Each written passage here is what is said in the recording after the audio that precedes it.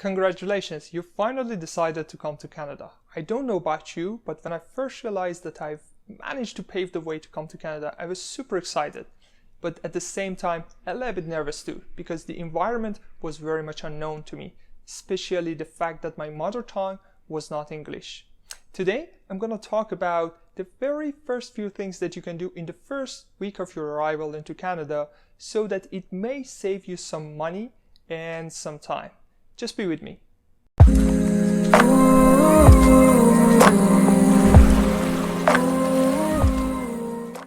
The first thing that you need to do after you arrive in Canada is to get your social insurance number or SIN number. Without it, you can basically do nothing in Canada. You cannot open a saving account, you cannot get a phone plan, you cannot apply for jobs, and you cannot file your taxes. To get that number, you need to go to any Service Canada office in the city that you're going to be in. But why not do it into the airport itself? Once you get off the airplane and pass the checkpoint control and talk to the officer, and then you're going to go for your study permit, work permit, or your permanent residency documents and process. After that, once you collect your luggage, there will be a line. There is always a line where you can go. They will going to ask you for a piece of ID, which in this case is going to be your passport, and less than 5 minutes they're going to give you an A4 paper on which your social insurance number is printed. Once you get out of the airport, you probably need a taxi service to get you to your place of residence. But you probably don't know about this, but there are free services. In every community there are people who would help, especially students and new arrivals, newcomers, to get to their places so that they can kind of soothe a little bit of the stress that you might face in the beginning. Next is your place of stay, for which you have done something before your arrival, whether you're going to stay with a friend, relative, or you have just booked an Airbnb or probably just a hotel. But again, in every community there are people who will offer you a place of stay for a short time with a very low price. Just look around, or even you can do couch surfing. It's not going to hurt. But just remember, anywhere you want to use an address, because in the first few days you're going to have to provide your address for different services, even your SIN number. Don't provide your temporary address unless it is a very close friend or your relative, because your SIN number is going to have that address, or your credit card will be sent to that address. Don't use an address that you're not going to stay for more than just a few days. Finally, you get to your place and you really deserve some sleep, probably after a long flight that you had to Canada. The next day that you wake up, you might be wondering, okay, what should I do next? The first thing, in my opinion, is to get a SIM card. SIM cards are pretty simple in here. They are either postpaid or prepaid. In the beginning, you should probably go for a prepaid one for a month or two. You pay and you use, and the amount of dollars that you have to pay depends on the amount of cellular data that you're going to need. For the first few months, you probably need more than just 2 or 3 gigabytes. Probably 5 gigabytes, which is going to cost you about 40 to 50 bucks. It's a very good practice. Go for the prepaid one. After a month or two, you can change it to a postpaid, and most of the times they're going to offer you an even better promotion. How can you get it, or where can you get it? Just walk into any mall. There are always the offices of the big names like Bell, TELUS, and Rogers. But my opinion, go to Walmart. There is always a good promotion over there. And don't go for the big names, go for the smaller ones like Virgin or Fido. Next is to head to a bank to open a bank account. The biggest banks in Canada are TD, Royal Bank or RBC, Scotia, BMO, and a couple of others.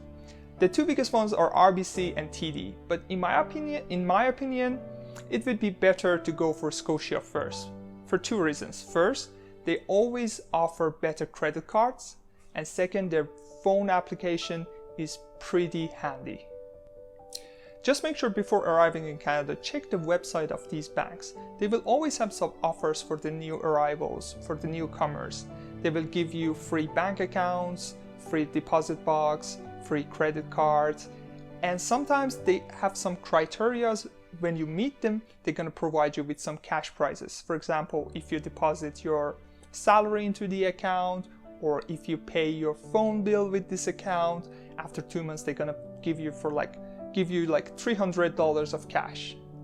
So you're gonna need a checking account, a saving account, and a credit card. They're gonna give you a debit card which covers the checking and saving, checking for your daily use and saving to put the bulk of your money, and then the credit card will be sent to your address after 2 weeks. Next stop, exchange and deposit money into your bank account. But some of you might ask, shouldn't have I done it before opening the bank account? No, you don't need any money to open a bank account. But just remember, don't exchange your money in the airport or in the bank. Some of you might have some Canadian cash with you, you can deposit that into the bank. But if you have American dollars, US dollars, just don't exchange it right away. You can ask the bank if they have a specific account for US dollars. You can deposit the US dollars into the account and wait for a few days or a few weeks. Then let's get a piece of ID. Up to this point, the piece of ID that you're probably carrying around and you have to provide every time is your passport. The next available option in any province is to apply for an ID card, which is kind of not cool. You can get a driving license right away, which is probably the most acceptable piece of ID in Canada. Why do you need an ID? Guess what? You cannot buy alcohol, you cannot go into a bar, a club, casino, and sometimes even the police officers might ask you for a piece of identification.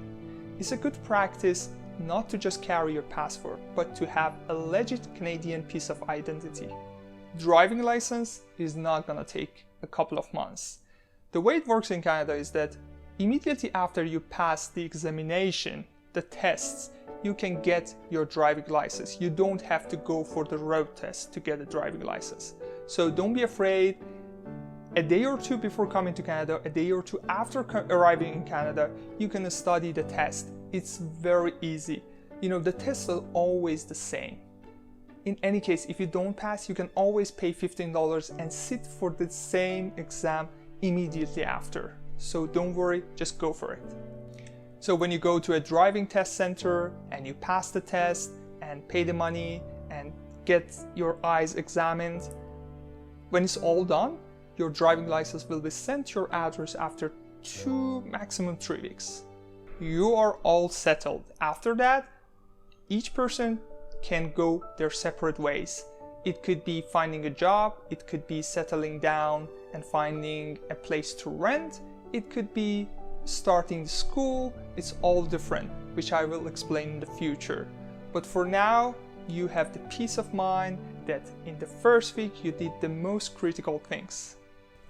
Thank you for watching. If I missed anything, please comment down below so that I would know what would you prefer to do in your first week in Canada. If you found it appealing or useful, please share it with others too. Have a good day.